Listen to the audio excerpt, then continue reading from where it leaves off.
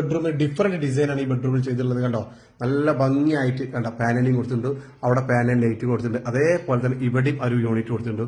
L ഷേപ്പിലാണ് ഇവിടെ window. ഇവിടെ ചെറിയൊരു കുറച്ച് വിൻഡോ ഉണ്ട്. ഇത് കണ്ടോ തൂങ്ങിക്കെടുക്കുന്ന പോലെ ഡിസൈനാണ്. ഇവിടെ സ്റ്റോറേജ് കൊടുത്തിട്ടുണ്ട്. ഇവിടെ ഒരു വർക്കിംഗ് യൂണിറ്റ് കൊടുത്തിട്ടുണ്ട്. ഇന്ത്യൻ മാർബിളാണ് ഫ്ലോറിൽ വെച്ചിട്ടുള്ളത് കേട്ടോ. മനോഹരമായിട്ടുള്ള ആ വുഡൻ ആ കോഫി ഡിസൈനിലുള്ള റെസ്റ്റും ബെഡ്റൂമിലെ സോഫ സെറ്റും അല്ലെങ്കിൽ എന്താ പറയുക ബെഡ്ഷീറ്റും പില്ലോ വരെ ആ കളറിലാണ് ഡിസൈൻ ചെയ്തിട്ടുള്ളത്.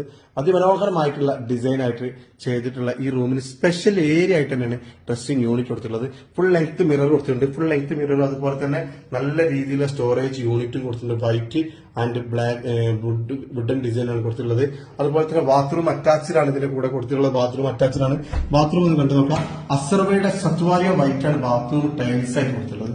ഈ എഡ്ജ് ടാങ്ക് എന്നിട്ടുണ്ടല്ലോ നമ്മൾ കൺസിൽ ടാങ്ക് നമ്മൾ എഡ്ജ് വാൾ കിട്ടുമല്ലോ. ആ എഡ്ജ് വാളിൽ ലെജൻഡ് ഗോൾഡ് കളറാണ് ഡിസൈൻ കൊടുത്തിട്ടുള്ളത്.